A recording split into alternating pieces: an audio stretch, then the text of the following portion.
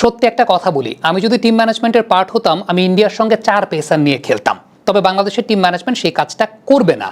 এখন প্রশ্ন হচ্ছে কম্বিনেশনাল একটা চেঞ্জ কি বাংলাদেশ টিম করবে কিনা ইন্ডিয়া প্রতিপক্ষ সেই বিবেচনা, এবং সেই জায়গায় একজন লেগ স্পিনারকে তারা দলে আনবে কিনা। কারণ ইন্ডিয়ার এই টিমে 4 বাঁহাতি ব্যাটসম্যান রয়েছেন এবং সেই 4 বাঁহাতি ব্যাটসম্যানেরই লেগ স্পিনারদের এগেনস্টে ডেটা বলছে উইকেট আছে, অ্যালং উইথ হার্দিক পান্ডিয়া, তারও কিন্তু অন্যান্য যে কোনো ধরনের বোলারের চাইতে লেগ স্পিনার এগেনস্টে উইকেটটা আছে।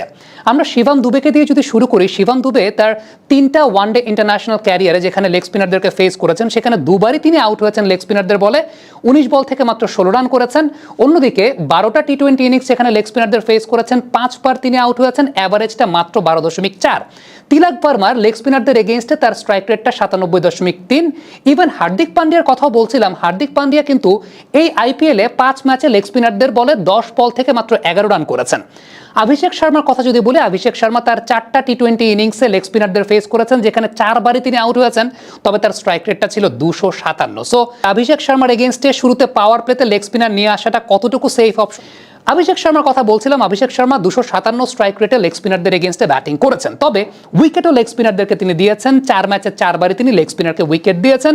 কিন্তু আমরা যদি শিবম দুবে থেকে আলটিমেটলি শুরু করতে চাই তাহলে রিশাদ হোসেন কিন্তু শিবম দুবেকে আউট করেছেন এর আগে একবার, আমরা গেল টি20 ওয়ার্ল্ড কাপে দেখেছি, এবং রিশাদের বাঁহাতি ব্যাটসম্যানদের এগেনস্টে বেশ ভালো ট্র্যাক রেকর্ড, যেটাও আমরা জানি। আপনি খেয়াল করে দেখবেন যে রিশাদের বলে যেভাবে শিবম দুবে আউট হয়েছেন, যেই লেন্থে এবং যেই পিচিং জোনে বলটা পড়ে আলটিমেটলি শিবম দুবে আউট হয়েছেন, একদম সিমিলার কাইন্ড অফ জায়গায় বল পিচ করার পরে কিন্তু রশিদ খানের বলেও তিনি আউট হয়েছেন। সো একদম টিপিক্যাল লেগ স্পিনিং টার্ন, যেটা একদম টিপিক্যাল লেগ স্পিনিং টার্ন, এবং বলের পিচিং জোনটা আসলে মিডল স্টাম্প কিংবা মিডল অফের কাছাকাছি একটা জায়গা, এরকম জায়গাতে লেন্থের জায়গাটায় আমরা শিবম দুবের একটা উইকেট দেখেছি। হ্যাঁ, এখন কোয়েশ্চেন ইজ, রিশাদ হোসাইন গত বছর যে শেপটায় ছিলেন, এই বছর রাইট জায়গায় বল ফেলতে পারা নিয়ে একটা কোয়েশ্চেনের জায়গা কিন্তু চলে আসছে, যেটা আফগানিস্তানের সঙ্গে ম্যাচে রাইট জায়গায় তিনি বল করতে পেরেছেন। এটা ম্যাটার করে না যে রিশাদ গুগলি করতে পারেন কি পারেন না, কারণ গুগলি তিনি আগেও করতে পারতেন না, পিএসএল যখন খেলেছেন তখনও করতে পারেন নাই।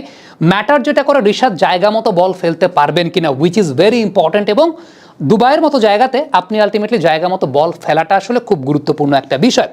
হার্দিক পান্ডিয়ার ক্ষেত্রে যদি আমরা বলি, হার্দিক পান্ডিয়াকেও কিন্তু আমরা লেগ স্পিনার এগেনস্টে এই বছরটাতে স্ট্রাগল করতে দেখেছি। আপনি যদি পরিসংখ্যানটা লক্ষ্য করে দেখেন, গেল আইপিএলে 5 ম্যাচে লেগ স্পিনারদের ফেস করে তিনি মাত্র 11 রান নিয়েছেন, 10 বল থেকে একবার আউট হয়েছেন, এবং ইন্টারন্যাশনাল ক্রিকেটে 4 ম্যাচ তিনি এই বছরটাতে লেগ স্পিনারদেরকে খেলেছেন যেখানে 18 বল থেকে তিনি মাত্র 15 রান সংগ্রহ করেছেন, স্ট্রাইক রেটটা 83.3।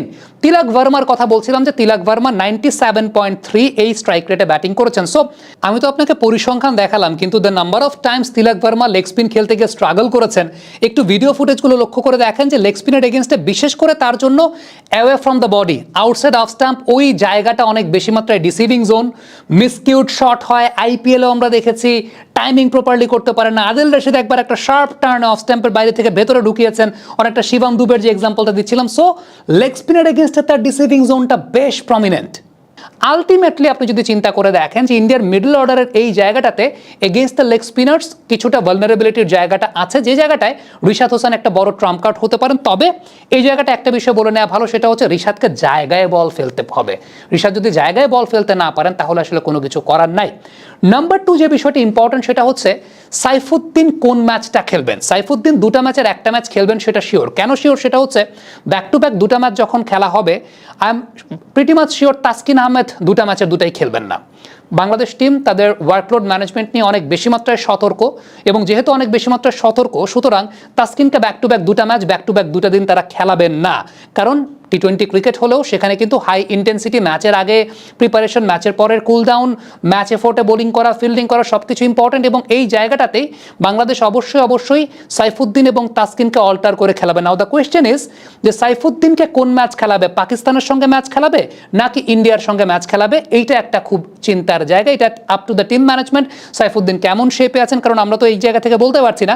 তবে একটা বিষয় আমি সবসময় মিস করি, সেটা হচ্ছে এই এশিয়া কাপে বাংলাদেশের পেস বোলাররা